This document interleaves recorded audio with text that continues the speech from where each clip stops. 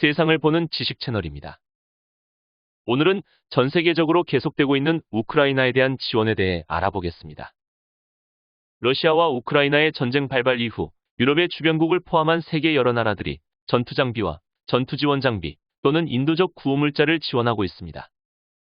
전투 장비와 전투 지원 장비인 경우 미국과 인접 국가의 지원은 소화기, 대전차화기, 대공화기 등 사용이 쉬운 무기체계와 함께 전투 식량, 텐트, 식수와 같은 전투 지원 물자에 집중되고 있습니다. 우리나라도 1천만 달러 이상의 인도적 지원을 위한 물자를 지원하는 것으로 결정하였습니다. 그러나 안타깝게도 전반적으로 속도는 매우 느린 편입니다. 인터넷 자료 및 미디어를 근간으로 현재까지 확인이 가능한 내용을 종합할 때 2022년 3월 19일 현재 대한민국, EU, 미국, 영국, 프랑스 등 31개 국가에서 전투 장비, 전투 지원 장비, 구호물자 등을 지원하거나 지원 의사를 표명하고 있습니다. 구체적인 지원 액수를 밝히고 있는 우리나라, 미국, EU, 일본 등에 의해 지원되는 자금 규모는 약 20억 달러 이상으로 집계가 가능하지만 이 규모에는 전투 장비나 전투 지원 장비의 일부 규모가 포함되어 있지 않으므로 실제로는 상당히 많은 지원이 이루어질 것으로 보입니다. 향후 국가별로 구체적인 지원 규모가 추가적으로 조정될 가능성이 있지만 현재까지 파악이 가능한 국가별로 정리해보면 다음과 같습니다. 먼저 EU는 5억 4천만 달러 이상의 군사장비와 비군사장비를 지원하고 있고 네덜란드는 대포병 레이더, 지상감시 레이더 등 각종 전투장비와 물자를 지원하고 있습니다. 우리나라는 1천만 달러 규모의 인도적인 물자 지원을 약속하였고 덴마크, 독일, 라트비아, 루마니아, 룩셈부르크, 리투아니아가 군사장비와 각종 물자를 지원하고 있습니다. 미국은 가장 규모가 큰 10억 달러 규모의 전투 장비와 전투 지원 장비 등을 지원할 예정입니다. 스웨덴의 경우 중립국의 위치에서 외국의 군사 장비를 지원하지 않는다는 원칙을 깨면서까지 대전차화기, 방탄복 등을 지원하고 있습니다. 스페인, 슬로바키아, 영국 등은 군사 장비와 의료용 물자, 연료 등을 지원하고 있습니다. 영국의 베널레스 국방장관은 스타스트리크 대공무 체계의 지원을 확인하였습니다. 이외에도 이탈리아, 일본, 체코, 캐나다, 크로아티아 등이 전투 장비, 전투 지원 장비 및 인도적 지원 물자를 지원하고 있습니다.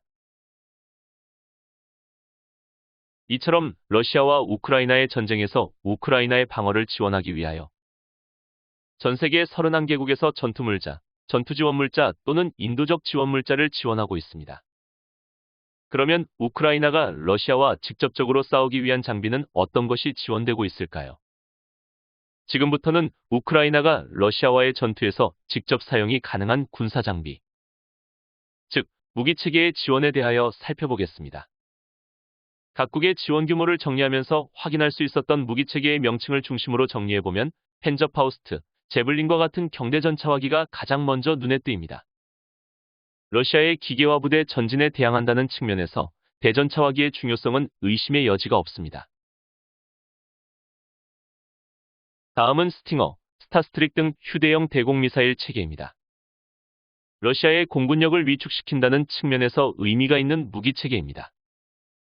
미국이 제공하는 첨단 무기체계인 스위치 블레이드 전술미사일 체계, 네덜란드에서 제공하는 대포병 레이더 및 지상감시 레이더도 보입니다. 이외에도 소량이지만 122mm 곡사포도 보입니다. 60mm 박격포, 소총, 기관총, 수류탄 등의 개인화기는 다량이 지원되고 있습니다. 이외에도 의료장비, 물자, 텐트, 개인 방호장비, 전투식량 등의 품목도 있습니다. 그러면 무기체계의 명칭을 바탕으로 실제 무기체계의 사진을 보겠습니다. 어떤 장비인지 조금 이해하기가 쉬울 것입니다. 먼저 대전차 화기입니다. 대표적인 것이 펜저파우스트, 제블린을 필두로 하는 경대전차 화기류입니다. 밀란, 90mm 무반동총 계열의 무기들도 보입니다. 전투원들이 쉽게 사용할 수 있는 장비들입니다. 다음은 대공화기입니다. 아프가니스탄의 대소련 전투에서 위력을 발휘하였던 스팅어 대공미사일과 영국의 스타스트리크 대공미사일입니다. 전투원들이 쉽게 사용할 수 있는 장비 위주입니다. 슬로바키아는 러시아가 생산하는 S-300 대공방어 미사일 체계를 지원하는 것으로 결정하였다고 하는데 실현될지 여부는 좀 더 두고 봐야 할 것 같습니다. 다음은 미국에서 지원하는 미사일 체계인 스위치블레이드입니다. 총 100기가 지원되는 스위치블레이드는 소형 드론에 폭격을 장착하여 조종하다가 목표를 타격할 수 있는 첨단 장비입니다. 소량이지만 122mm 곡사포 및 60mm 박격포도 있습니다. 네덜란드에서 소량을 지원하는 대포병 레이더와 지상감시 레이더입니다. 대포병 레이더는 적 포병이 포탄을 발사하는 곳을 확인하는 레이더이며 스퀴어 지상감시 레이더는 지상에서 이동하는 전차, 장갑차 등을 원거리에서 확인할 수 있습니다.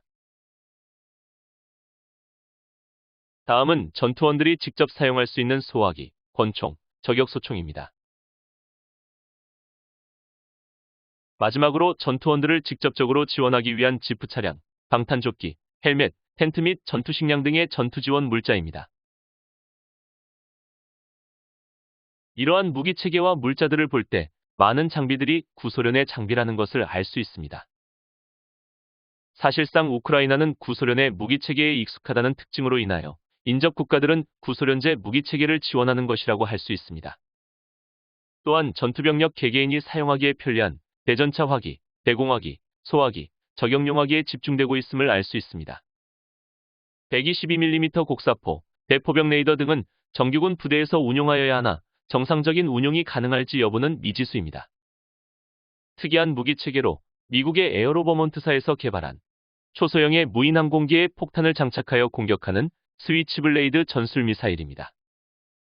단시간에 사용 방법 교육으로 사용이 쉽다는 측면에서 앞으로 전투 현장에서 효용성이 높아질 것으로 보입니다. 이렇게 지원되는 무기체계를 보면서 조금 의문이 생기지 않으십니까? 우크라이나에 지원되는 무기체계들의 대부분은 휴대용으로 사용하기 쉬운 측면이 있으나 게릴라전 위주의 소규모 전투에서 효용성이 발휘될 수 있을 것입니다. 어떤 면에서는 러시아의 정규군에 대항하여 방어작전을 수행하기 위한 무기체계로는 한계가 있을 수 있다는 것입니다. 구소련 무기체계에 익숙한 우크라이나군을 위한 지원이라는 단서가 있으나 구형장비 위주의 지원임에는 변함이 없습니다. 최신 장비인 미국의 스위치블레이드 전술미사일인 경우에도 특수부대 작전에서 효용성이 발휘되는 무기체계로 보이므로 사실상 게릴라전에서 활용하기 쉬운 소형 무기체계입니다. 우크라이나의 방어작전을 위한 무기체계가 아니라 게릴라전을 위한 소형화기 위주의 지원은 우크라이나 정규군이 전투력 발휘가 곤란한 상태임을 방증하는 것이 아닐까 합니다. 우크라이나의 정규군이 무기체계의 부족으로 어려움을 겪고 있다면 중화기, 전차, 화포, 항공기, 함정 등의 지원이 있었을 것입니다.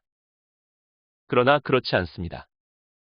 미국, 나토와 주변 국가들은 전투병력 파병, 중화기, 전차, 화포 등의 지원을 통해 우크라이나가 전투에서 승리하도록 지원하는 방향은 아닌 것으로 보입니다.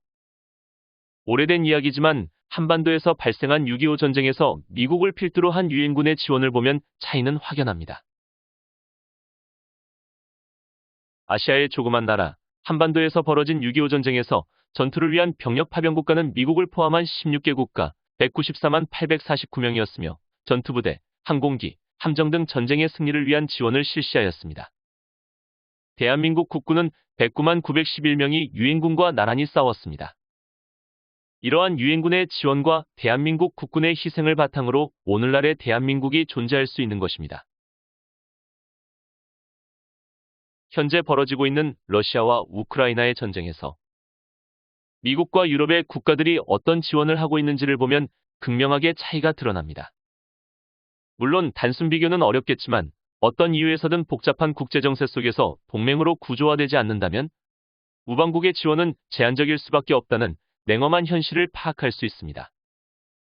이와 더불어서 우리가 간과하지 말아야 하는 것은 복합적이고 고도화된 무기체계를 운용할 수 있는 정규군이나 예비군 조직이 충분하지 않다면 첨단의 무기체계의 지원도 무의미하다는 것입니다. 전차, 장갑차, 야포, 미사일, 항공기, 전투함 등 조직화된 무기 체계를 지원하려고 해도 이를 운용할 수 있는 우크라이나군의 존재가 제한될 경우 무의미한 지원이 되는 것이기 때문입니다.